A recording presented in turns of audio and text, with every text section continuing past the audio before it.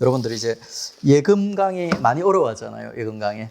예금이 그 우편과 보험과 그 예금 중에 예금을 학생들이 가장 어려워하는데 이유가 뭐냐면 우편이랑 보험 같은 경우는 정말 이제 그 교환의 내용 그대로 문구 그대로 나오는데 예금 같은 경우는 약간 본질을 물어봅니다. 요 교환에 나와 있던 표현이 그대로 나오는 게 아니라 이 본질을 네가 확인하고 그거를 갖다 적용할 수 있는가 이런 식으로 물어보는 문제가 꽤 있거든요. 그래서 이제 예금을 학생들이 좀 어려워합니다. 그래서 우리 공부를 할 때도 우편이랑 예금, 우편이랑 보험이랑은 조금 다르게 있지 않습니까?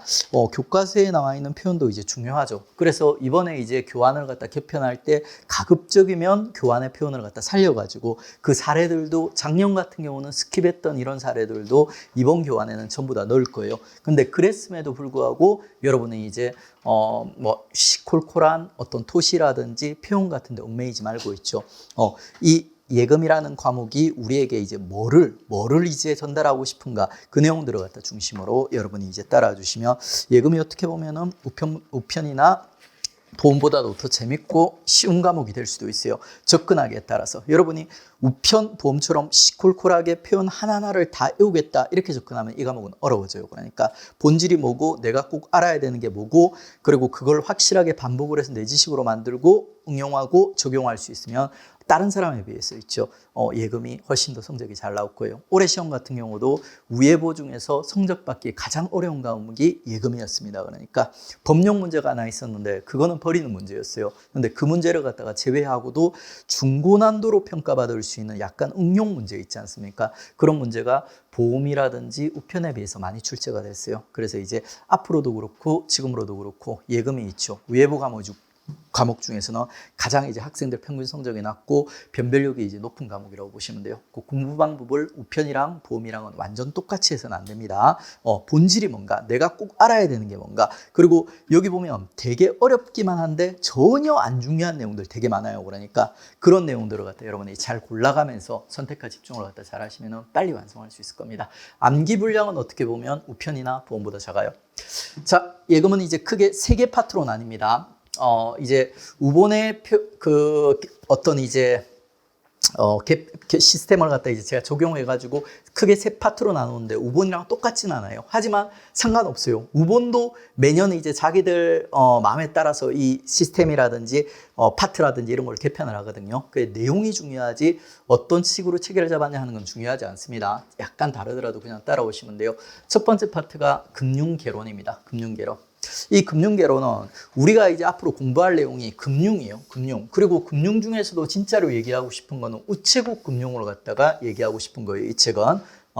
근데 이제 이 금융으로 들어가기 전에 있죠. 이 금융이란 과목이 경제학을 베이스로 해가지고 경제학의 일부로서 등장을 하게 됩니다. 그래서 이제 이 금융 개론에는 보면 전반적인 이제 경제학과 관련된 기반 지식 깔아주고 거기서 금융으로 나가고 금융과 관련된 내용들 좀 보조하고 그 다음에 이제 우체국 금융으로 나가는 이런 식으로 우리가 공부를 갖다 하게 될 거예요. 이제 금융 개론에는 여러분 시험이랑 솔직히 직접 관련 없는 이런 이제 배경 지식 같은 거 있죠. 경제학과 관련된 지식도 상당히 이제 꽤 많이 다루게 됐고요. 근데 거기서 시험에 나올 수 있는 파트와 나올 수 없는 파트, 시험의 주인공이 될 수 없는 엑스트라가 될 수밖에 없는 파트들이 있는데 공부를 갖다 안 해본 학생들은 이 엑스트라를 하나씩 자꾸 물어봐요. 야, 너 이름이 뭐니? 너 어디 사니? 너 뭐 아는 사람이니? 이렇게 이제 공부를 갖다 해요. 그러면 이제 이 예금이 보험이라든지 우편보다도 더 어려워지게 됩니다. 그러니까 여러분 절대 그렇게 접근하면 안 돼요. 딱 이제 제가 이 경제에서도 시험에 나올 수 있는 포인트들이 있어요. 그 포인트들만 딱 잡고 확실하게 건너가고 나머지 파트들은 그냥 이제 무슨 뜻인지 잘 몰라도 대충 저런 맥락인가 보다 하면서 그냥 반복적으로 읽어주는 수준에서 넘어가시면 됩니다. 그것들을 갖다 이제 구별하냐 못하냐에 따라서 예금을 여러분들이 얼마나 빨리 완성할 수 있는가 그리고 얼마나 흥미롭게 공부할 수 있는가 아니면 어렵게 하게 될 건가 그게 결정이 될 거예요. 자, 금융, 경제, 일반. 자, 이 파트는 주로 이제 그 경제학, 금융의 배경이 되는 이제 경제학과 관련된 지식들이 여기서 이제 대부분 나와요. 여기서 요거는 완전히 거의 이제 경제학. 여기도 이제 거의 경제학과 관련된 내용. 하지만 이제 금융으로 연결되는 연결고리들이 여기서 막 나올 거예요. 자, 먼저 이제 1장, 제가 이거 수정한다고 수정했는데, 제목이 지금, 1장이 금융경제 일반, 금융경제 일반 맞군요. 그리고 이제 그 금융경제 일반 안에 세 개 소단원이 있습니다. 첫 번째가 국민경제의 순환과 금융의 역할. 국민경제의 순환은 경제의 전반적인 시스템. 여러분이 이제 중고등학교 때 경제를 갖다 한 번이라도 공부를 해보셨다면 봐봤을 뭐예요? 그러니까 기업이라든지 가게라든지 정부가 있죠. 어떤 경제 활동들을 갖다 하는가. 그래서 우리 경제가 전반적으로 어떤 구조를 가지고 있는가 하는 걸 갖다 소개하고 있습니다. 그리고 이제 그 구조 속에서 자, 금융은 어떤 역할을 갖다 수행하게 될 건가. 이렇게 이제 연결해서 들어갈 거예요. 그리고 이제 두 번째 장에서는 자, 우리가 이제 금융이라는 주제를 갖다 다루면서 금융이 정상적으로 잘 작동하고 있나 못하고 있나 그리고 우리가 이제 어떻게 대응해야 되는가 판단하기 위한 3대 경제 지표가 있어요. 그러니까 금리, 환율, 주가라는. 그 중에서도 우리한테 중요한 건 요 금리예요. 그러니까 금리가 가장 시험에 자주 나왔고 앞으로도 자주 나올 거고 우리가 이제 금융을 배울 거지 않습니까? 금융은 결국 돈을 다루는 거예요. 그 돈의 가치가 바로 이제 금리가 되는 겁니다. 그 금리를 갖다 중심으로 해서 3대 주요 경제 지표를 우리가 이제 살펴볼 겁니다. 그 다음에 이제 이런 기본 개념들 배우고 나서 있죠. 구체적으로 이제 우리가 배울 이제 금융이란 것이 거래되는 금융시장에 대해서 이제 공부를 할 거고요. 자, 그러면 이제 하나씩 한번 우리가 이제 진도를 갖다 나가보도록 하죠. 자, 첫 번째 파트는 거의 경제학에 가까워요. 경제학에. 근데 이제 이 경제학과 관련된 지식들이 시험에 나올 수 있는 게 있고 나오기 좀 까다로운 것들이 있어요.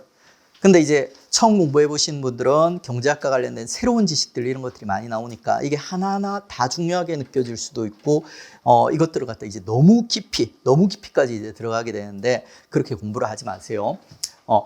일단은 이제 우리가 이제 공부하게 될 경제의 기본 구조를 파악해야 되는데 그 구조를 갖다 파악하기 위해서는 여러분이 3+3을 갖다 이해하시면 됩니다. 알고 이해하시면 돼요. 3+3은 첫 번째 3은 경제의 3대 주체예요. 3대 주체. 여기 좀 흐리게 나왔는데 3대 주체가 있죠. 일단은 두 명의 주인공이 가계와 기업입니다. 가계와 기업. 얘 둘이 실제로 이제 경제를 갖다 이끌어가는 쌍두마차라고 할 수 있어요. 그러면 얘는 뭐냐? 정부는 조율자라고 보시면 돼요. 조율자. 가계와 기업이 있죠. 경제를 갖다가 이제 잘 이끌어 나갈 수 있도록 정부는 이제 중간에서 조종해주고 조율해주는 있죠. 그런 역할을 갖다 수행하는 주체가 바로 정부입니다. 근데 결국 이제 정부까지 끼워 넣어서 요 3대 경제 주체라고 부릅니다. 가계와 기업, 정부. 하지만 아무래도 정부는 뭔가 서포트하는 역할을 해주는 거고요. 실제 주인공은 이제 가계와 기업입니다. 이 가계, 기업, 정부가 있죠. 세 가지 역할을 갖다가 수행하게 됩니다. 그 세 가지 역할이 뭐냐면 일면 생분지에서 생산, 그리고 분배, 그리고 지출을 하는 거예요. 얘들이 각각 있지 않습니까? 어느 정도 경제에 도움이 되는 생산 활동을 갖다 하게 되고 그 생산 활동을 하게 되면은 대가를 받겠죠. 소득이 생기겠죠. 그 소득을 갖다 이제 분배를 하는 거예요. 얘들이 기여한 만큼 분배를 하고 그 분배를 받은 거를 갖다가 애들이 또 지출을 하겠죠. 그러니까 3대 주체가 각각 3대 경제 활동을 하는 거예요. 그게 바로 3+3입니다. 이게 유기적으로 얽히게 되면 바로 국민경제의 순환이라는 그림이 이제 완성이 되는 거예요. 자, 우리 교과서 편제상으로는 먼저 가계와 정부와 기업에 대해서 먼저 서술을 하고 있거든요. 그런데 가계와 기업과 정부 애들이 뭘 하는가 알고 우리가 이해를 하려면 생산과 분배와 지출이라는 단어를 갖다 먼저 이해를 해야 돼요. 그래서 먼저 우리는 순서를 조금 바꿔서 있죠. 다음 페이지에 생산과 분배와 지출, 생분지부터 먼저 우리가 한번 확인해 보도록 하겠습니다. 자, 먼저 이제 생산과 관련된 내용들이요. 생산과 관련된 내용들. 생산에서는 우리가 이제 두 가지를 확실히 파악을 해야 돼요. 두 가지가 주인공이에요. 생산 안에 주인공은 두 가지가 있다. 그 두 가지 주인공이 뭐냐면은 첫 번째는 생산 요소. 두 번째는 생산물입니다. 요 두 개를 잘 구별해야 돼요. 둘 다 생산하니까 똑같아 보이는데 전혀 다른 애들입니다. 생산 요소와 생산물을 갖다 여러분은 구별해서 정리를 해야 된다. 자, 먼저 이제 생산 요소는 뭐냐면 있죠. 생산 요소는 뭐냐면은 기업이 생산을 위해서 있죠. 생산 요소를 갖다가 투입하는 거예요. 그러니까 뭔가 생산을 하려면 있지 않습니까? 그 생산에 필요한 요소가 있는데 그거를 갖다가 생산 요소라 부른다는 거예요. 근데 여기서 여러분 착각하면 안 되는 게 있지 않습니까? 생산 요소는 있죠. 재료랑은 다르다. 재료랑은 다르다. 우리 보통 어떤 물건을 갖다 생산을 하려면 그 생산을 하는데 필요한 게 재료지 않습니까? 그러니까 그래가지고 생산 요소를 재료랑 구별을 못한 사람들이 많은데 이거는 시험에서도 나올 수 있는 요소예요. 경제학에서도 이 부분에 대해서는 꽤 자주 물어봅니다. 그래서 우리 시험에서도 이 부분은 충분히 나올 수가 있습니다. 이 생산 요소라는 거는 생산에 필요한 요소이되 재료랑은 다르다. 하지만 우리가 재료에 대해서 깊이 공부하지는 않을 거예요. 왜? 경제학에서 별로 관심 없으니까. 경제학에서 관심 있는 거는 재료가 아니라 생산 요소예요. 하지만 생산 요소는 재료랑 다르다. 그리고 그 다른 특징들을 우리가 곧 이어서 배우게 될 거예요. 일단은 의문을 잠시 접어두고 있죠. 우리가 생산 요소를 공부하고 있어요. 이 생산 요소를 갖다 공부하면서 이 생산 요소를 두 가지로 구별할 겁니다. 인적 요소와 물적 요소로 구별할 줄 알아야 돼요. 이런 거는 교차해가지고 간단하게 시험 문제 내기 좋습니다. 이게 경제학이라는 과목이 아니지만 있죠. 이게 워낙 기본이 되는 지식이기 때문에 이런 문제를 시험 문제 한다고 해도 전혀 이제 출제위원들은 양심에 걸릴 게 없죠. 미안하지 않는 거죠. 중요하기도 하고 이 정도는 상식이니까 너네 알아야지 이렇게 나올 수가 있어요. 이게 세 가지를 갖다가 있죠. 생산요소 세 가지를 갖다가 여러분이 일단 암기를 해두고 두 개를 구별해 두세요. 구별할 때 이렇게 구별하십시오. 자, 생산요소들이 열심히 일을 하는데 얘들도 토요일은 놀아야 되잖아요. 그 토 놀자, 토 놀자, 놀자, 토요일은 놀자. 자, 토지와 노동과 자본, 요게 세 가지 가장 대표적인 3대 생산 요소예요. 보니까 계속 3대, 3대, 3대 이렇게 나오죠. 이 중에서 이제 노동을 제외하는 있죠. 토지와 자본, 요 두 개는 이제 물적 요소이고 노동만이 유일한 인적 요소입니다. 근데 노동은 딱 들어보니까 이거는 물적이 아니라 인적이라는 느낌이 들죠. 그러니까 그래 토, 놀자 3대 생산 요소가 있는데 요거를 인적과 물적 요소로 구별을 할 수 있다. 그런데 노동을 제외하고는 전부 물적 요소이다. 요까지만 딱 정리하면 돼요. 자, 그 다음에 이제 생산 요소의 특징을 볼 건데 그 특징이 있죠. 첫 번째 타이틀이 생산 요소의 비소멸성이에요. 비소멸성. 근데 이 생산 요소의 비소멸성이란 게 이게 뭐를 얘기하는 거냐면 제가 아까 재료랑 생산 요소가 똑같다고 했어요? 다르다고 했어요? 다르다고 했죠. 그 차이점을 언급해주고 있는 거예요. 그 차이점이요. 이 생산 요소의 비소멸성이 생산 요소의 특징이 된 이유가 이게 바로 재료와의 차이점이기 때문이에요. 보세요. 생산 과정에 투입된 후에도 소멸되지 않고 다음 회차의 생산 과정에 다시 재투입할 수 있다. 여러분 재료는 있지 않습니까? 생산 과정에 투입이 되면 그 다음에 다시 또 먹을 수 있어요? 없어요? 못 쓰죠. 소멸해버리죠. 근데 생산 요소는 아니라는 거예요. 원재료나 중간재료와의 차이. 지금 여기 원재료도 그렇고 중간재료도 그렇고 이 둘 다 재료예요. 재료. 그러니까 이게 생산요소의 비소멸성이 바로 이 재료와 생산요소의 가장 큰 차이점이라는 거죠. 이런 것들은 원래 경제학에서는 엄청 중요한 거예요. 하지만 우리 시험에서는 A급이라고 할 수는 없어요. 그러니까. 하지만 그럼에도 불구하고 여기서 이 책에서 지금 1장에서 다루는 내용 중에서는 가장 중요한 시험 문제 내기 좋은 요소입니다. 어렵지도 않죠. 자, 우리가 이제 생산 요소를 아까 토, 놀자 해가지고 있지 않습니까? 인적, 물적이라는 기준으로 구별을 했죠. 그러니까. 근데 꼭 그렇게만 구별하는 거 아니에요. 사람도 뭐 이렇게 여자와 남자로 구별할 수도 있지만 미성년자와 성년으로 구별할 수도 있지 않습니까? 여러 가지로 구별하는 방법이 있을 수 있어요. 또 하나, 자, 아까 그 인적, 물적만큼 유명하진 않지만 생산 요소로 갖다 구별할 수 있는 두 번째 방법이 뭐냐면 본원적이냐 생산된 생산 요소이냐 하는 방법으로 구별하는 방법이 있어요. 자, 이게 본원적은 노동이나 토지는 원래 존재했던 생산 요소이며 생산된 것이 아님. 이 뭔 말이지? 이게 의미하는 바는 있죠. 생산된 생산 요소인 자본에 대해서 확인해 보시면 돼요. 그러니까 여기 아까 우리 토 놀자 했죠. 세 가지가 있는 건 똑같아요. 토놀자. 토놀자 중에 요 자본만이 있지 않습니까? 지금 생산된 생산 요소인데 이 생산된 생산 요소라고 부르는 이유가 뭐냐면 생산 과정에서 생산된 산출물 중에서 소비되지 않고 다시 생산 과정에 투입되어 부가가치를 생산하는 생산 요소로서 기능을 수행한다. 어떤 이제 생산 요소가 이제 생산 과정에 투입이 되게 되면 있죠. 그게 소득을 갖다 받게 되거든요. 우리 생 분지해가지고 소득을 분배받게 돼요. 근데 그 분배받은 소득을 갖다 다 소비하는 게 아니라 일부러 갖다가 다시 재투자를 하는 거예요. 재투자. 그래가지고 이제 이런 표현이 나온 거예요. 자본은 생산 과정에서 생산된 산출물 중에 소비되지 않고 다시 투입되어 부가가치를 갖다가 생산하는 생산 요소로서 기능을 하게 된다. 그게 이제 자본이란 요소만 이런 특징들을 갖다 가지다 보니까 얘들을 갖다 다른 생산 요소랑 구별했던 거예요. 요 둘이랑 구별을 했던 거예요. 구별하면서 노동이나 토지는 원래 존재했던 생산 요소이며 재생산되지 된 것이 아니다. 얘는 재생산된 거라는 거죠. 얘는 재생산되고 나머지는 재생산되지 않았다. 그러니까 우리는 생산 요소는 자, 세 개가 있어요. 세 개가 있는 거는 딱 정해진 거예요. 이 세 개가 두 가지 방법으로 나뉠 수 있다는 거죠. 첫 번째는 어떻게? 뭐를 기준으로? 인적과 물적으로. 두 번째는 어떻게? 두 번째는 본원적이냐 재생산된 거냐. 그러니까 생산된 거냐 있지 않습니까?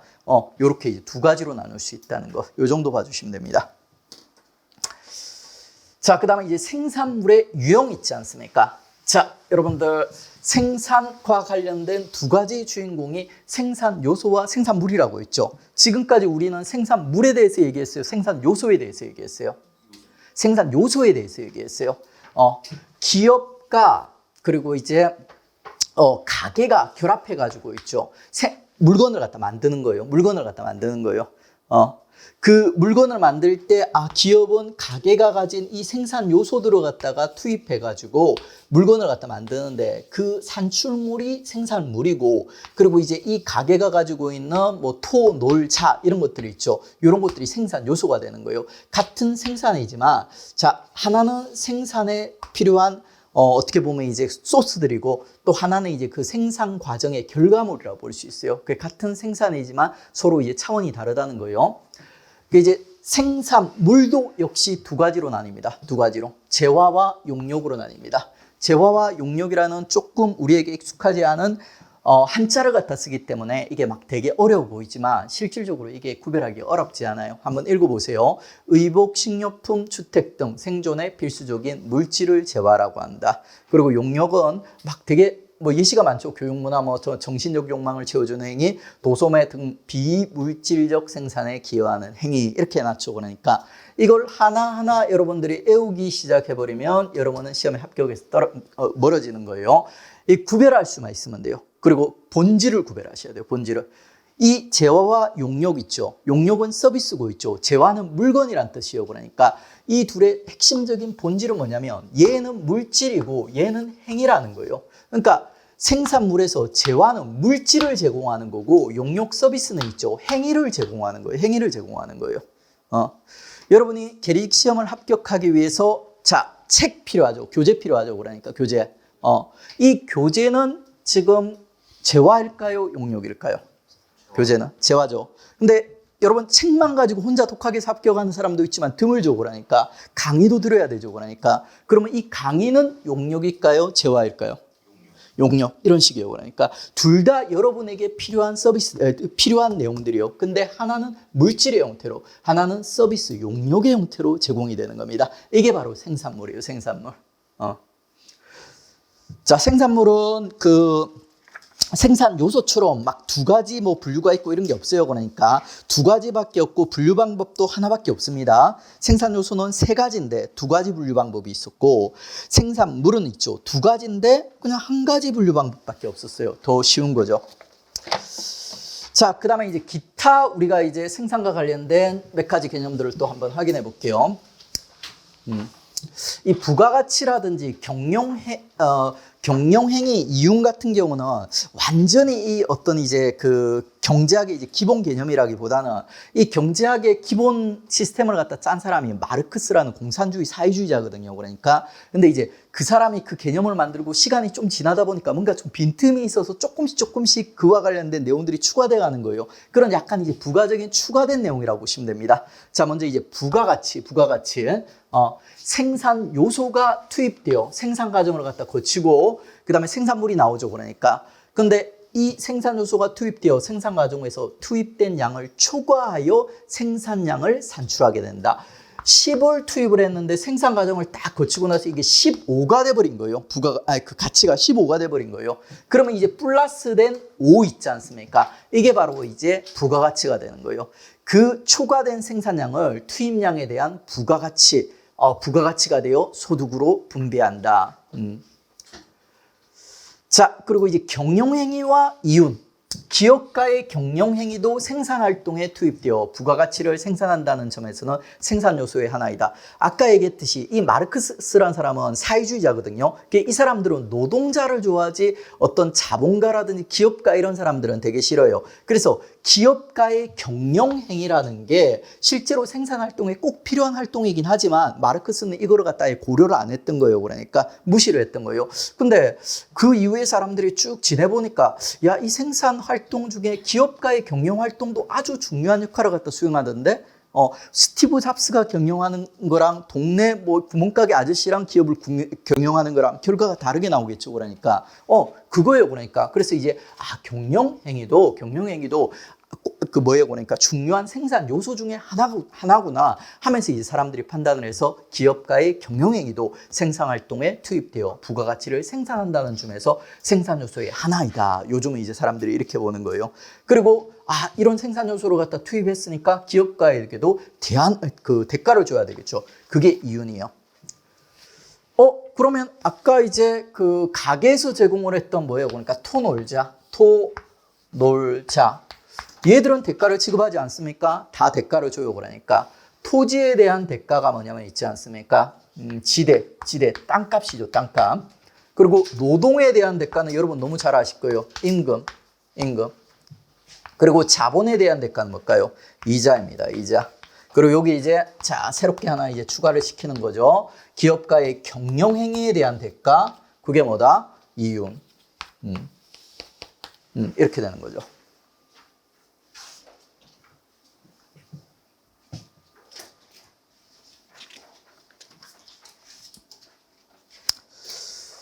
자, 그러면 이제 우리가 이제 생산과 관련된 내용을 살펴봤습니다. 그 다음에 이제 분배로 한번 넘어가 볼게요. 분배. 자, 분배는 이제 생산을 했어요. 그러면 이제 거기서 이제 뭐 소득 같은 게 나오겠죠. 그걸 갖다 이제 기여한 사람들한테 이제 나눠줘야 되는 거예요. 우리 방금 이제 4개 해가지고 막 이렇게 뭐 얘는 뭐 이자를 주고 얘는 뭐 임금을 주고 했지 않습니까? 그거 하는 거예요. 그걸 갖다 이제 나눠주는 거예요. 분배는 생산에 의해 얻은 소득이 누구에게 나누어지냐의 문제입니다. 이번은 이게 한번 읽어보면 뭔가 좀 장황해 보이고 중요해 보이는데 실제로 중요한 게 아니에요. 한번 같이 읽어볼까요? 생산자가 소득을 경제주체에 나눠주기 위해서는 생산물이 판매 소비되어 생산자에게 소득이 발생하고 그 판매된 소득을 각 경제주체에 분배할 수 있는 것으로 사실상 분배와 소비는 동전의 양면과 같다. 이게 하고 싶은 얘기는 뭐냐면 이제 이제 분배가 되어야지 있죠. 분배된 만큼 사람들이 쓸 것이라는 거예요. 분배되는 양이 많아요. 소비되는 양도 많을 거고, 분배되는 양이 많으면 소비되는 양도 줄어들 거다. 근데 이게 중요한 내용이 아닌 게 있지 않습니까? 우리가 기초 과목 배울 건데 생분지 있지 않습니까? 생분지는 원래 삼면 등가의 법칙이라 해가지고 요게 다 전체적으로 일치하게 돼 있어요. 생산한 만큼 분배하게 돼 있고, 분배한 만큼 지출하게 돼 있는 거예요. 그래가지고 결국에는 이게 어떻게 보면은 뭐 분배와 소비는 동전의 양면과 같다. 이게 이상한 얘기가 아니라 너무 당연한 거예요. 생산과 분배가 동전의 양면과 같다. 이래도 틀린 표현이 아니에요. 분배와 지출이 동전의 양면과 같다. 이래도 틀린 말이 아니에요. 이게 어떻게 보면 너무 뻔한 얘기를 갖다가 뭔가 좀 장황하게 하고 있어요. 아무것도 없는데. 그 다음에 생산자가 생산물을 판매하여 얻은 금액은 있죠. 생산 과정에 투입된 생산 요소들에 분배하고 그래도 남은 금액은 생산자, 기업가의 몫이다. 그게 바로 이제 이윤이라고 했죠. 얘한테 이만큼, 얘한테 이만큼, 얘한테 이만큼, 그리고 이제 그 남는 거 있죠. 요 기업가한테 또 준다는 거예요. 자, 그다음에 이제 지출. 지출이 제일 쉽습니다. 지출은 이제 분배했으면 그걸 갖다 써야 되겠죠. 그러니까 우리 3대 경제 주체들이 각자의 방식으로 쓰는 거예요. 먼저 가계는 있지 않습니까? 소비라는 겁니다. 소비. 물론 전부 다 지출하는 거 아니에요. 여러분도 이제 일부는 소비하고 그리고 일부는 또 저축을 하지 않습니까? 근데 일단은 이제 돈을 쓰게 되면은 소비라는 형태로 가계는 이제 지출하는 거죠. 그다음에 이제 기업은 있지 않습니까? 어떤 형태로 지출하냐면은 투자를 합니다. 기업은 저축 같은 거 안 합니다. 그다음에 이제 정부는 있지 않습니까? 어디다 쓰냐면 재정 지출합니다. 재정 지출. 뭐 이상한 도로를 갖다 닦는다든지 뭐 이제 뭐 사회 간접망 같은 거 이런 것들을 갖다 건설한다든지 세금을 갖다 걷어가지고 얘들은 이런 데 쓰는 거예요. 그다음에 이제 요거는 이제 국내 차원이고 이 그 경제 시스템이 있죠. 경제 시스템이 해외로 확장이 되지 않습니까? 해외로 확장되면은 그 해외에서 뭐 물건이나 돈이 들어오기도 하고 그리고 물건이나 돈이 이제 나가기도 하는 거예요. 그러니까 국내에서 해외로 돈이 나가는 걸 갖다가 우리는 물건이 나가는 걸 우리는 수출이라고 불러요. 근데 이거 깊게 생각하지 말고 지출 시리즈는 전부 뒤에 출자로 끝난다. 이렇게 기억하세요.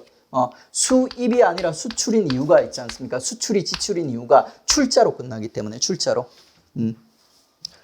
가계는 소비, 지출, 기업은 투자 지출, 그리고 정부는 재정 지출, 그리고 해외는 수입인가 수출인가 이게 생각해보면 좀 헷갈리거든요. 그런데 헷갈릴 필요 없이 그냥 출해서 자 지출은 전부 출로 끝난다. 이렇게 정리를 갖다 해놔버리십시오. 어렵게 들어가지 마세요. 이걸 갖다 하나하나 막 완벽하게 암기하려고 사례까지 찾아보고 인터넷 검색하고 진짜 시간 낭비입니다. 그런 거 하지 마세요. 그러니까 지금 우리가 배울 금융에서 경제학은 본질이 아닙니다. 그나마 이제 좀 중요한 부분들은 제가 좀 강조를 했는데 실제적으로 이제 요 경제학적 내용들은 우리 시험에 주인공으로 출제되기가 어려워요. 그리고 옆에 이제 참고로 적혀 있는 부분들도 그냥 가볍게 한번 읽어보십시오. 가볍게 이제 읽어보면서 이런 얘기구나 하면서 여러분은 이제 교양을 갖다 쌓아가시면 되는 겁니다.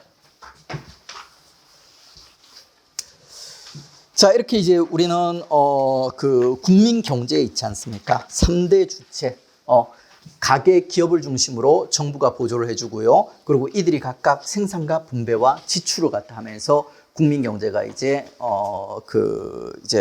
지탱이 되는 겁니다.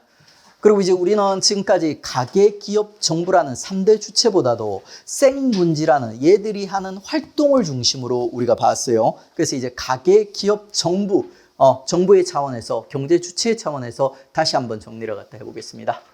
자, 경제 활동을 하는 경제 주체는 가계와 기업, 요 둘이 진짜 주인공이에요. 쌍두마차예요. 그 다음에 이제 정부는 보조해주는 역할을 하고요. 그리고 이제 이 시스템을 그 해외로 확장을 하면 해외까지도 이제 분류를 갖다 할 수가 있죠.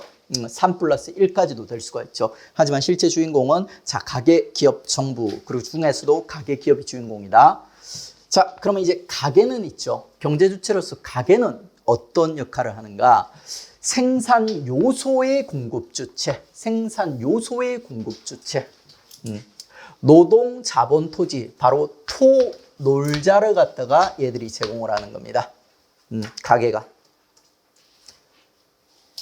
그 다음에 이거를 갖다 제공했으니까 그 대가로서 소득을 얻겠죠. 그러니까 소득을 분배받을 거예요. 그리고 그 분배받은 소득을 갖다가 소비하거나 지출하는 거예요. 요게 지금 1, 2, 3번이 자, 생분지요. 가계가 하는 생분지요. 가계가 하는 생산, 가계가 받는 분배, 가계가 받는 지출. 이렇게 들어가는 거예요. 자, 그러면 이제 기업은 자, 요것도 마찬가지요. 기업이 하는 기업이 하는 분, 기업이 하는 지출. 이렇게 들어가는 겁니다. 자, 기업은 생산의 주체. 얘는 생산 요소의 공급 주체고 얘는 생산의 주체입니다. 요런 거는 두 개 살짝 바꿔서 기lik 시험에 나온다고 해도 크게 문제가 없어요. 이건 워낙 이제 기본이 되는 거기 때문에. 그래서 생산의 주체, 얘는 생산 요소의 공급 주체. 그리고 이제 노동, 자본, 토지라는 생산 요소를 투입하여 재화와 용역을 갖다 생산한다. 예, 재화와 용역이 바로 우리가 생산물이라고 배웠죠. 그 생산물을 생산하는 생산의 주체가 바로 기업이다. 그리고 생산했으면 분배를 해야 되겠죠, 분배. 기업은 어떤 분배를 받냐? 결과로 창출한 생산물이 투입량을 초과하며 뭐를 받는다? 이윤을 받는다고 했지 않습니까? 그게 이제 기업이 받는 분배. 그 다음에, 이 분배 받았으면 뭔가 어디에 써야 되겠죠? 얘들은 욕심 덩어리라 가지고 저축을 안 해요. 그냥 무조건 지출만 합니다. 자기 덩치를 갖다 불리기 위한 지출을 하는 거예요. 그게 바로 투자 지출입니다. 투자 지출. 우리 아까 배웠잖아요. 출출 시리즈 할 때 얘는 소비 지출, 얘는 투자 지출. 자, 그다음에 이제 정부예요, 정부. 정부는 어떤 생산 활동을 하냐? 얘는 직접적인 생산 활동은 아닌데 생산 활동과 비슷한 활동을 해요. 그게 바로 규율과 정책의 주체로서 가계와 기업이 있죠. 경제 활동을 하는 방식을 규율하고 정책을 수립하여 집행. 얘들이 정상적으로 생산 활동을 할 수 있기 위해서 보조해주는 역할을 한다는 거예요. 그리고 이런 역할을 갖다가 함으로 인해서 분배를 받는 거예요. 그 분배가 뭐냐면 세금이에요. 세금. 그리고 이 돈 받았으면 어디 써야 되겠죠. 바로 이제 예산, 정책 지출, 도로를 세운다든지 이런 거, 재정 지출 같은 거 이런 거 하는 거죠. 그러니까. 그러니까 결국에는 이제 얘들이 각각 생분지 하고 있는 겁니다. 그러니까 이 세 개가 이제 모이면 경제의 이제 구조가 이제 시스템이 이제 완성돼서 나오는 거예요.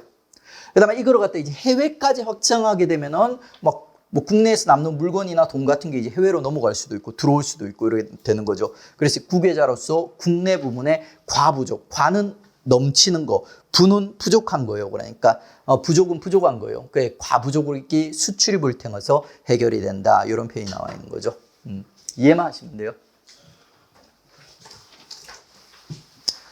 이걸 이미지화 시켜놓은 거고요. 정부는 규율과 정책, 분, 세금, 그 다음에 생분지, 예산 지출.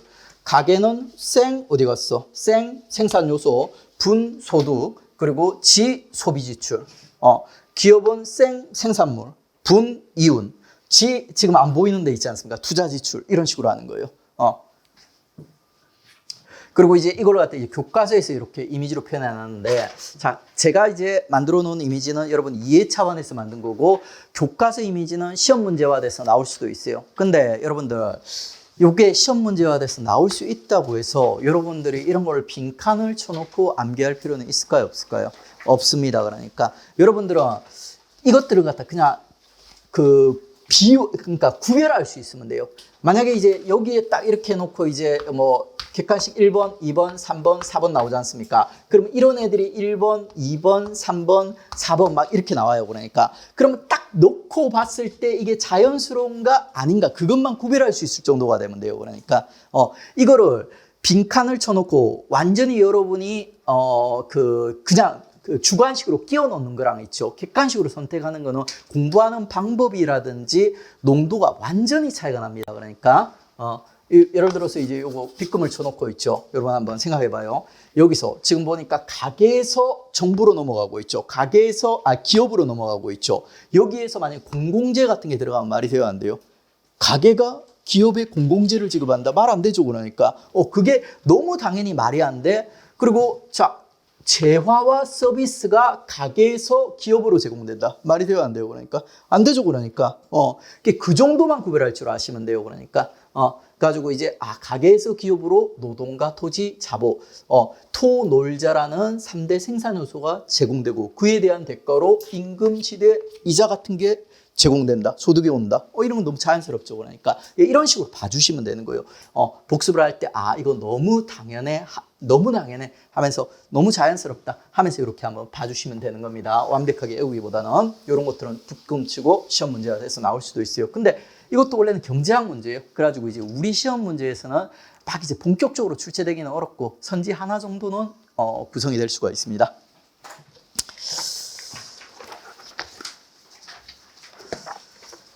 자, 그 다음에 이제 우리가 이제 3대 경제 주체 배웠고, 그리고 3대 그 경제 활동, 생분지까지 배웠어요. 그리고 이제 이 생분지가 있지 않습니까? 경제 활동의 그 세 가지 측면이고 있죠. 요게 삼면 등가의 법칙 해가지고 아까도 한번 설명했듯이 경제에서 이루어진 생산량만큼 분배가 이루어지고 그리고 그 양만큼 지출이 이루어진다 하는 논리가 있어요. 그게 이제 어떻게 보면 너무 당연하고 국민 소득의 삼면 등가의 원칙이라고 부르는 겁니다. 그게 생분지 삼면 등가의 원칙. 그 값이 동일하다는 거예요. 어떻게 보면 당연하죠. 생산된 만큼 나눠줄 수 있고 나눠진 만큼 쓰는 거야. 이렇게 생각하시면 돼요. 자, 여기서 1, 2번까지는 너무 당연한 내용이에요. 그리고 여기서 여러분이 시험 문제와 대해서 나올 수 있을 만한 포인트는 하나밖에 없어요. 그러니까 이 국민 경제의 순환은 있죠.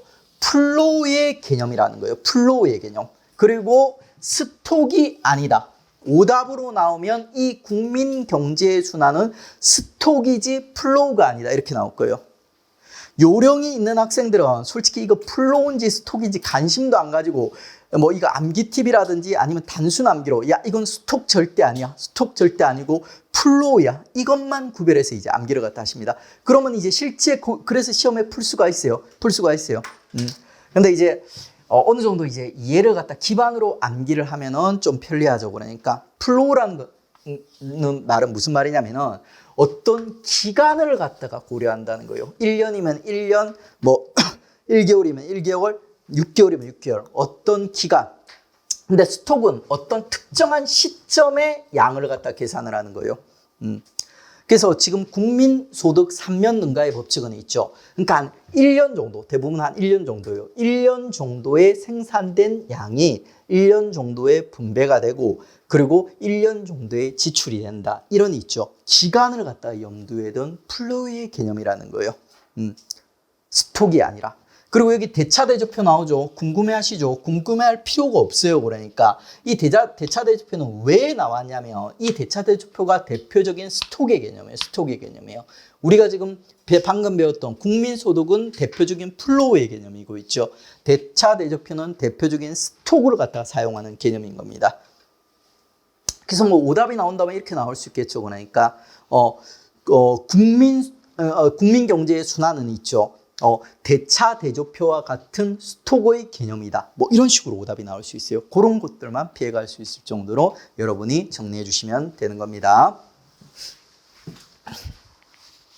근데 이런 걸 보면 이제 대차대조표도 그렇고 스톡도 그렇고 플로우도 그렇고 막 좀 되게 멋있어 보이죠. 좀 화려해 보이고 뭔가 어려워 보이고 내가 알아야 될 것 같은 느낌이 들죠. 그러니까 거기에 빠져버리면 공부가 길어지고 쓸데없는 공부를 하게 되는 거예요. 딱 시험에서 이제 나올 수 있는 패턴이라든지 시험에 나올 수 있는 지식들이 딱 정해져 있어요. 그것들을 갖다 여러분들이 선택적으로 접근하신다면 되게 짧은 시간에 공무원 시험을 갖다 합격할 수가 있습니다.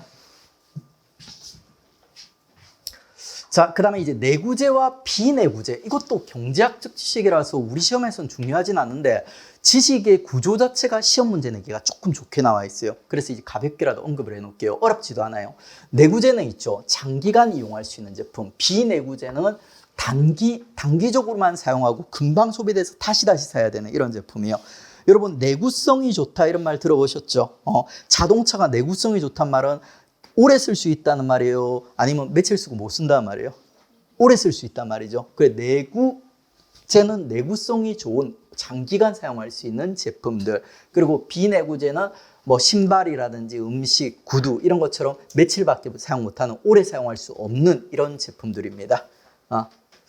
이렇게 보면 주택이나 자동차 가구는 되게 오래 쓰는데 음식은 짧게밖에 못 쓰죠. 하지만 구두나 옷은 우리 이제 되게 주관적이죠. 뭐 어떤 기준으로 보면 되게 오래, 나 구두 하나 사면 한 3년씩 4년씩 쓰는데 이렇게 얘기할 수도 있지만 뭐 며칠 입다가 버리는 사람도 있고 그러니까 이런 건 약간 주관적이긴 하죠. 옷이나 구두는 있죠. 비내구재로 분류가 되고 있습니다. 자, 중요한 내용은 아닙니다. 자, 그리고 이제 우리가 배웠던 있죠. 요 국민경제의 순환에서 시험 문제가 이제 나올 수 있을 법한 내용들 문제로 한번 재구성을 갖다 한번 해봤습니다. 여러분이 얼마나 잘 그 학습을 했고 적용할 수 있는지 한번 확인해 보죠. 생산 과정에서 투입되는 생산 요소. 생산에서는 두 가지 주인공이 있다. 뭐와 뭐가 있다? 생산 요소와 뭐 생산물이 있다. 근데 이 문제는 지금 생산 요소에 대해 얘기하고 있는 거예요. 생산 요소는 구별하는 방법, 일단 세 가지가 있어. 토, 놀자가 있는데 구별하는 방법이 두 가지가 있어. 더 대표적인 게 뭐예요? 가장 대표적인 게 인적과 물적으로 구별하는 거예요. 인적과 물적 요소로 나눌 수 있는데 전자에는 노동이 있고 후자에는 토지와 중간재, 원재료가 있다. 맞아요? 틀려요? 틀려요. 어디가 틀렸어요? 재료랑 원재료는 얘들은 생산 요소랑 다르다고 했어요. 얘들은 재료예요, 재료. 그리고 우리 경제학에서는 재료에 별로 관심이 없어. 재료에 대해서 유일하게 언급한 게 이거예요. 그러니까 생산 요소랑은 얘들은 다르다. 그러니까 얘들은 소멸성을 가지는 거예요. 우리가 공부했던 생산 요소는 비소멸성을 가지는데 그 정도만 구별하시면 돼요. 그 다음에 생산 요소의 특징은 어느 생산 과정에 투입된 후에도 소멸되지 않고, 이거 뭐라고 했어요? 비소멸성. 이 생산 요소의 특징이라고 했어요.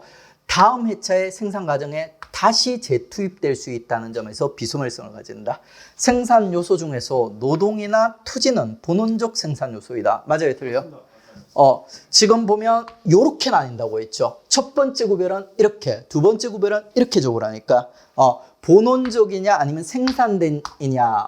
근데 이제 노동과 토지는 본원적이라고 했고 자본만이 생산된이라고 했습니다. 맞고, 비물질의 기화는, 비물질 생산에 기화하는 행위는 생산물에 포함되지 않는다. 어때요?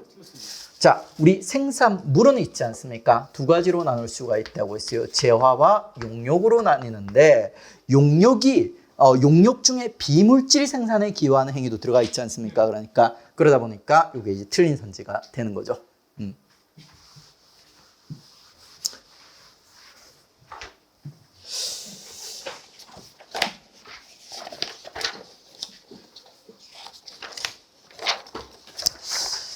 자, 다음에 이제 연결해서 있죠. 우리 국민 경제와 이제 금융의 연결. 우리가 진짜 배우고 싶은 거는 지금 금융이에요. 우리는 경제가 아니라 금융을 공부하고, 그리고 그 금융 중에서도 출제위원이 정말 관심을 가지고 있는 거는 자, 예금이 있지 않습니까? 우체국 예금에 관심이 있어요. 우리는 실제로 이제 경제, 그냥 이제 전반적인 이제 배경 지식으로 깔고, 그 다음에 이제 금융. 그리고 이제 이 금융에서 있지 않습니까? 예금과 그리고 이제 우체국 예금 이런 식으로 이제 들어가는 거예요. 우리 최종 목적지는 이거예요. 근데 이거를 이 우체국 예금을 공부하려면 눈에 적어도 경제 지식이 어느 정도는 있어야 되고 금융도 좀 알아야 될 것 같고 예금에 대한 이론도 있어야 될 것 같은데, 그래서 그냥 거쳐가는 거예요. 여기서부터는 꽤 출제가 많이 됩니다. 예금부터는. 근데 이제 경제와 금융, 그리고 특히 경제 파트에서는 약간 이제 그 출제되는 데 있지 않습니까? 출제하는데 한계가 있어요. 만약에 이 경제에서 이제 본격적으로 문제를 내면 이 출제위원들 보고 이 과목이 예금인데 왜 경제 문제를 냈지? 이런 의구심을 가질 수가 있어요. 너무 깊게 파고들지 마세요. 이거 보면 이제 되게 멋있어 보이는 단어들이 많은데 거기에 현혹되지 마세요. 그러니까. 자, 그 다음에 이제 경제에 대해서 공부했고, 그 다음에 이제 우리는 다음 단계는 뭐냐면 이 경제에서 금융이 어떤 입지를 차지하고 있는가, 그거를 갖다 이제 살펴볼 거예요. 그래서 이제 금융의 의의부터 살펴볼 건데, 금융은 자금이 부족하거나 여유가 있는 사람이 금융회사 간의 사람과 금융회사 간의 돈이 융통되는 행위이다. 그러니까 이제 금융은 돈이 남는 사람이 부족한 사람들이 있을 거지 않습니까? 그 사람들이랑 연결돼서 돈으로 갖다 이제 빌리고 받고 하는 그런 행위가 바로 이제 금융이라고 보시면 돼요. 우리가 알고 있는 금융이랑 거의 비슷해요. 금융활동의 주체는 우리가 알고 있는 3대 경제 주체인 가계와 기업과 정부 있지 않습니까? 그 다음에 플러스 이들 간의 금융활동을 매개해줄, 연결을 해줄 금융회사 해가지고 이제 네 부분으로 구성이 된다. 그리고 금융회사는 그 자신이 최종적인 자금 수요자 또는 자금 공급자가 되는 것이 아니라, 이건 은근 중요합니다. 표현이 이렇게 바꿔서 오답이 나올 수 있어요. 금융회사는 그 자신이 최종적인 자금 수요자 또는 자금 공급자인 동시에 여타 세 주체 간의 금융의 중개 기능을 수행한다. 이렇게 나올 수 있어요. 가지고 이거 금융회사는 있죠. 절대 최종적인 자금 수요자나 자금 공급자는 아니라는 거 있죠. 이 부분은 명확히 하십시오. 그리고 이런 그림 별로 안 중요해요. 그러니까 그냥 대충 뭐 이렇게 소득 그냥 한번 보시면 돼요. 예, 중요하지 않습니다. 금융기관이 그러니까 가계 주로 이제 그 기업은 경제학에서 엄청 탐욕스러운 존재로 봐요. 그래서 얘들은 저축을 안 하는 걸로 봐요. 워낙 탐욕스럽기 때문에 얘는 여력이 있으면 무조건 지네 등치를 갖다 키우기 위해서 투자하는 존재로 판단합니다. 그렇기 때문에 자 돈이 남는 그러니까 그 투자를 할 수 있는 저축을 할 수 있는 돈이 있는 존재는 항상 이제 요 가계로 봐요. 가계. 그리고 기업은 항상 탐욕스럽게 돈을 갖다가 요구하는 존재예요. 그래가지고 지금 보시면 자금이 어디로 흘러가고 있어요? 가계가 예금을 하면 금융기관을 통해 가지고 기업이 대출을 갖다 받아가지고 그러니까 실제로도 거의 그렇대요. 그러니까 기업이라는 존재는 있지 않습니까? 되게 탐욕이 뭉쳐서 만들어진 존재이기 때문에 저축 같은 거 안 합니다. 끊임없이 자기를 갖다가 확장시키고 더 키워하고 이렇게 이제 욕심을 갖다 내는 존재이기 때문에 얘들은 저축을 안 해요. 저축을 하는 거는 이제 우리 같은 가계가 소득의 이제 일부를 갖다 저축을 하게 되고 그거를 금융기관을 통해서 혹은 직접적으로 기업한테 이제 그 자금이 이제 연결이 되는 거죠. 자, 그다음에 이제 금융의 유형 보십시오. 금융의 유형을 갖다가 구별하는 방식이 지금 두 개가 나와 있는데 뭐 크게 중요하지는 않습니다. 금융활동의 주체에 따른 구분이 있죠. 그냥 우리가 이제 이제 3대 경제 주체가 가계와 기업과 정부였죠. 그러니까 근데 그 가계를 갖다 그냥 소비자라고 바꾸는 것뿐이에요. 소비자라고 바꾸는 것뿐이에요. 그 3대 주체와 관련된 금융이라는 거예요. 소비자 금융, 기업 금융, 정부 금융. 안 중요해요. 3대 주체 그러니까 3대 주체가 전부 이제 금융활동을 한다, 금융이 있다 이 정도로 봐두시면 돼요. 그 다음에 시험 문제 약간 조금 내기 좋은 구조가 이런 것들이에요. 금융회사의 경유 여부. 그러니까 금융회사가 이제 중간에 매개를 해가지고 금융활동이 이루어지는 경우가 있고 금융회사를 매개를 하지 않고 다이렉트로 있죠. 경제 주체들끼리 금융거래가 이루어지는 경우가 있는 거예요.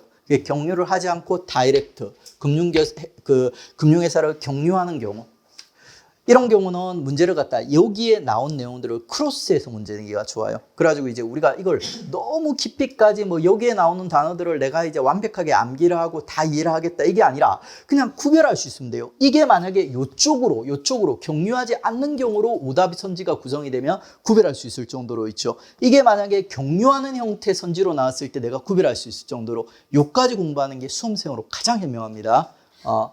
자, 기업 금융 중 외상 매출, 외상 매입 등 기업 간의 신용. 이건 무슨 말이냐면 기업 간의 거래를 하다 보니까 하면 돈을 바로바로 지급할 수도 있겠지만 내가 며칠 있다가 혹은 월말에 계산을 할게 이런 경우도 있지 않습니까? 그러니까 그게 바로 기업 간의 신용이에요. 이거는 딱 들어보니까 금융회사를 경유해요, 안 해요? 안 하죠. 직접 다이렉트로 하는 거예요. 그러니까 그 다음에 이제 주식의 발행. 자, 앞의 사례는 여러분이 딱 상식적으로 판단했을 때, 이거는 금융회사 경유 안 하는구나. 느낌이 드는데, 주식의 발행? 이거는 금융회사를 통해서 주식을 발행하는 거 아닌가? 이런 의심이 들 수도 있죠. 이런 걸 암기하는 거예요. 하나만 이거 암기하세요. 자, 주식의 발행은 금융회사를 경유하지 않는 있지 않습니까? 않는 케이스로 나와 있다. 그 다음에 요거 2번은 제끼세요. 2번 한꺼번에 볼 거예요. 자, 경유하는 경우는 단장기 은행 차입가. 자, 은행이 대표적인 뭐예요? 금융회사죠, 그러니까. 그러면 은행 차입 이거는 경유예요, 경유 아니에요? 경유예요, 그러니까. 그러면 이건 애울 필요가 없어. 애워야 될 거는 요것만 암기를 하세요. 상업어음의 할인. 여기서는 요것만, 여기서는 요것만. 그리고 초보자들은 솔직히 이거 자체가 시험 문제는 내기 좋은 구조인데 내용 자체가 우리 예금에서는 중요한 내용이 아니에요. 그러니까 어음이라는 거는 있죠. 우리 앞으로 안 다룰 거예요. 깊이 안 다뤄요. 어음의 친구인 채권이라는 좀 신용도가 높은 어음 비슷한 애들이 있어요. 어음 채권이 전부 다 종이 쪼가리 써주고 내가 맨날 며칠까지 이 돈 갚을게. 돈 빌리면서 종이 쪼가리 써주는 거예요. 그러니까 근데 채권이라는 이 종이 쪼가리는 우리가 꽤 깊이까지 다룰 거예요. 그러니까 깊이까지. 왜냐하면 이 채권이 예금의 경쟁자예요. 예금의 경쟁자. 사람들이 예금을 할 수도 있지만 채권을 할 수도 있어요. 수익률에 따라서 안정도에 따라서 예금을 할 수도 있고 채권을 할 수도 있는 거예요. 그리고 주식도 할 수 있는 거예요. 그래가지고 채권이라든 주식에 대해서는 우리가 꽤 깊이까지 후에 다루게 될 건데 어음 나불랭이는 있지 않습니까? 안 다룰 거예요. 우리가 깊이 안 다룰 거예요. 어음은 채권 친구인데 채권 똘만인데 아주 신용도가 낮은 아무에서나 발행할 수 있는 이런 약속 증서 같은 거예요. 채권은 일정 수준 신용도가 높은 대기업이라든지 국가기관 같은 데서만 발행할 수 있거든요. 근데 이거는 되게 신용도가 낮은 여러분도 어음을 갖다 발행할 수 있을 거예요. 여러분이 기업을 만들게 되면 이건 별로 안 중요해. 그래가지고 이런 거에 깊이 막 어음이 뭐고 상호범이 뭐고 이 할인이 뭐지 그러니까 이런 것들 파고들지 마세요. 그냥 하나씩만 나중에 여러분이 고수가 되면 지금 초보 단계에서는 이 내용 자체가 안 중요하기 때문에 공부를 안 할 거고 저라면 고수가 된다면 야 이거는 정말 이제 구조 자체 지식의 구조 자체는 시험 문제로 갖다 내기 좋으니까 요 두 개는 구별해야 되겠다. 요거는 상식으로 이해를 하시고요. 너무 당연하게 이거는 경유하지 않는 기업 간의 신용 이거 경유하지 않는 거 은행 차입이니까 은행을 경유했으니까 금융회사 경유한 거야. 이렇게 구별하시면 돼요.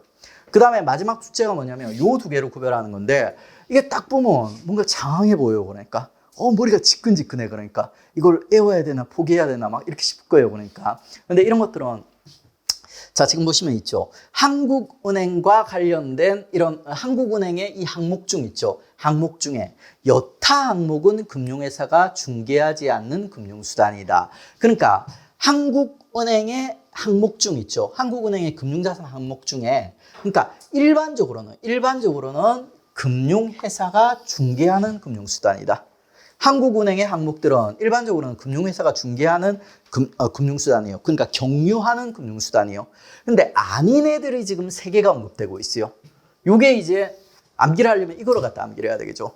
하지만 이것도 고난도예요. 고난도. 초보자들은 일단은 지식 구조를 이런 식으로 접근해야 된다는 것만 먼저 확인을 해 두시고 초반에 이런 거 막 저라면 암기를 안 합니다. 왜냐하면 출제 빈도가 낮으니까. 그러니까 이거 원래 본질적인 내용이 아니니까.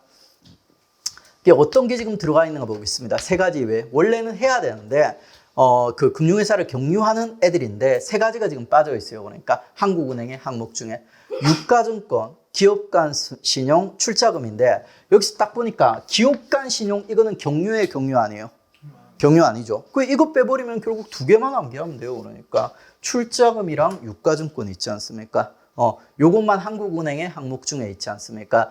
요 금융회사에 이제 경유하지 않고 나머지 여타 애들은 전부 다 금융회사가 중개하는 금융수단이다. 요렇게 접근을 하시면 돼요. 감 없는 학생들은 여기서부터 암기해 들어갑니다. 한국은행의 금융자산, 부채장 막 이러면서 이제 암기를 해 들어가요. 감이 없는 거예요, 그거는. 열심히 해도 그런 식으로 하면 합격하기가 쉽지 않습니다. 그리고 요건 중요해요. 요거는 지금 제가 스텝 2로 해놨는데 이런 것들이 딱 보면은 지식 자체는 이게 중요도가 떨어지는데 뭔가 이렇게 공무원 시험 하기 좋은 시험 문제화하기 좋은 지식들이 있어요. 그러니까 이 지식이 바로 그런 지식에 속하는 거예요. 자, 기업 간 신용을 우리가 이제 겉으로 보면은 기업 간의 외상 매출 또는 외상 매입을 수반하는 채권 채무 행위. 채권은 있자 돈을 받을 권리가 있는 거, 돈을 받을 수 있는 거고 채무는 빚을 진 거예요. 돈을 줘야 되는 사람이에요. 채권 채무 단어 정도는 여러분 앞으로 계속 쓸 거니까 익숙해지십시오. 채권자는 돈을 받을 사람, 채무자는 빚이 있는 사람, 돈을 갚아야 되는 사람이에요. 자, 그러면 이제 채권 채무란 단어를 갖다 빼면 이 문장은 되게 쉬워지죠. 기업 간 신용이라는 용어는 기업 간의 외상 매출 또는 외상 매입에 수반하는 행위이다. 맞아요, 틀려요? 맞죠? 너무 당연하죠. 그러니까 이건 너무 당연해. 근데 우리 상식을 벗어나는 내용이 2번에 나옵니다. 2번에 별표를 해주세요. 2번 같은 게 공무원 시험 문제화하기가 좋아요. 이런 것들이.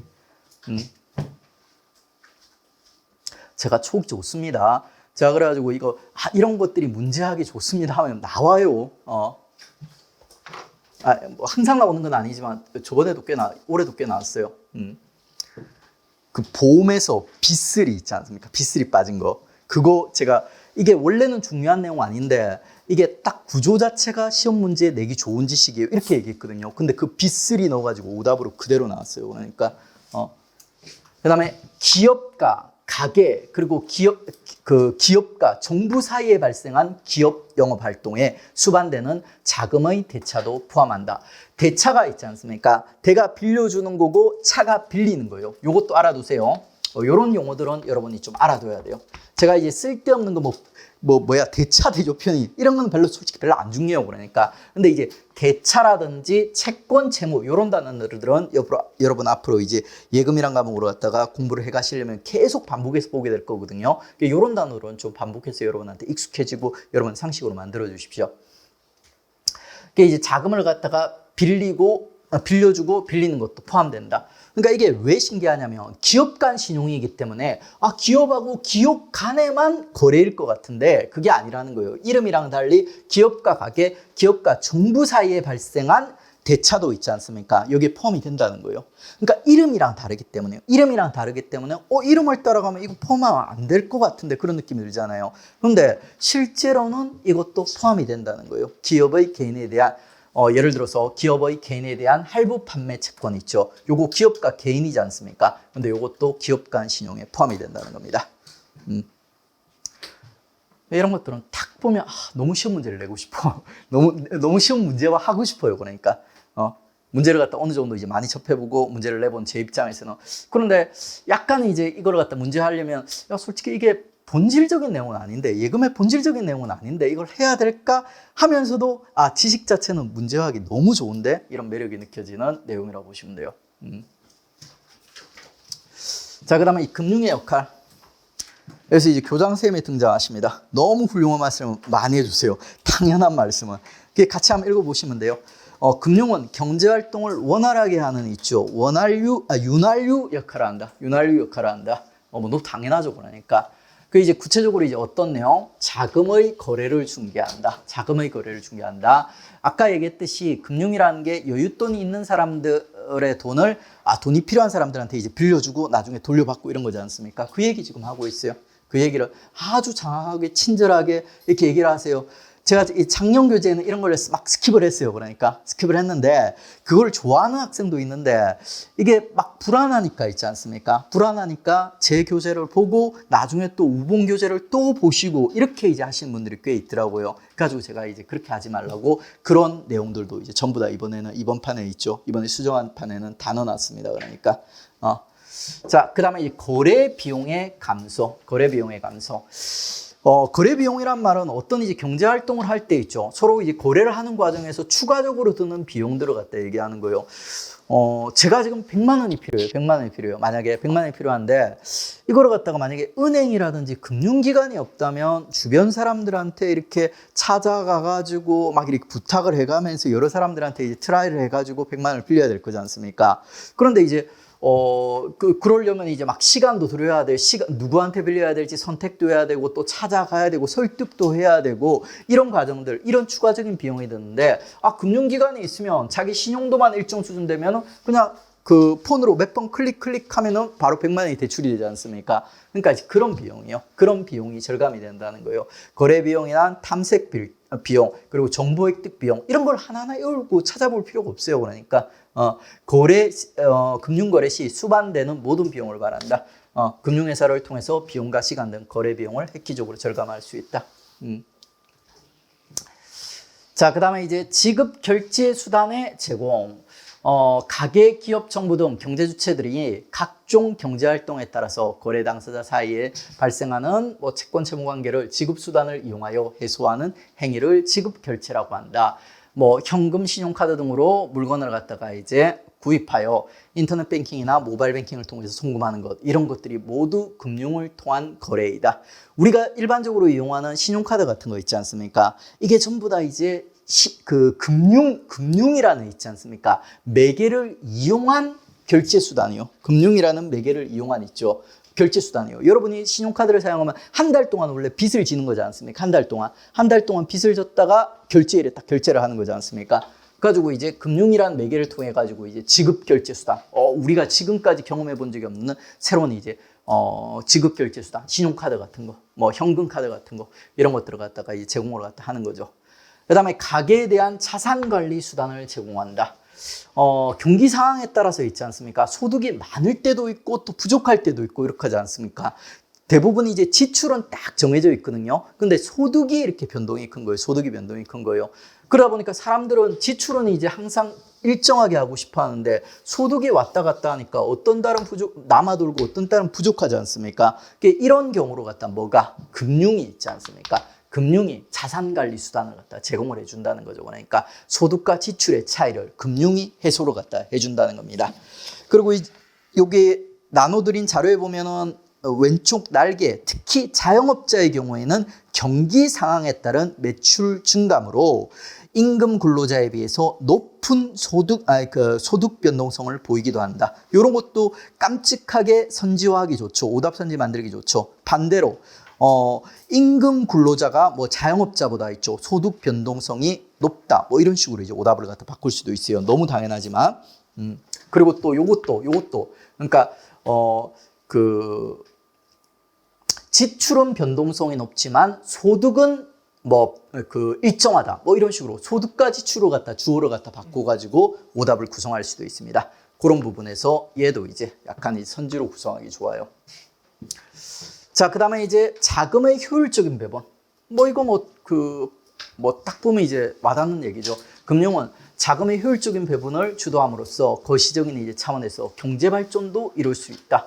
시기적으로 국가에서 크게 돈이 필요할 때가 있는데 그럴 때 이제 금융이 없다면 있지 않습니까? 큰 사업 같은 거를 시행 못 하지 않습니까? 그때는 이제 금융기관의 도움을 갖다 빌려서 돈을 빌려서 시행을 하고 그 이후에 수익을 내서 갚을 수도 있는 거죠. 보통 이제 우리 고속도로라든지 터널 같은 거 하나 뚫으려면 비용이 상당히 많이 들거든요. 그러면 이제 국가도 돈이 부족해요. 그러면 돈을 빌려가지고 그런 터널이라든지 도로를 건설하고 그 이용료 나중에 계속 나올 거지 않습니까? 수익이. 그럼 그걸 가지고 이제 장기적으로 천천히 갚아가는 거예요. 그런 개념이죠. 그 다음에 금융 위험 관리 수단을 제공한다. 불확실성이나 위험을 적절히 분산시키거나 해소할 수 있는 수단을 제공한다.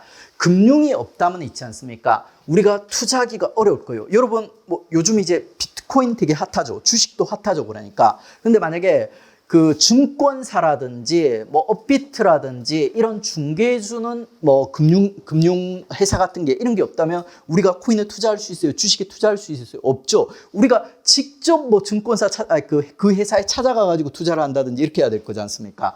그거를 얘기하는 거예요.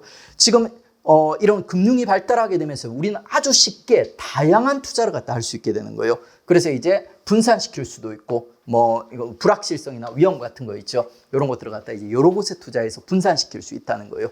금융이 발달하게 되면서. 자, 요 파트는 거의 교장선생님 말씀이니까 여러분 가벼운 마음으로 있죠. 한 번씩 읽어주시면 됩니다. 자, 이렇게 해가지고 이제 우리가 그 첫 번째 있죠. 첫 번째 소단원인 자, 국민경제의 순환과 금융의 역할까지 정리를 했습니다. 자, 여기까지 하고 쉬었다가 두 번째 단원 연결해서 들어가도록 하겠습니다.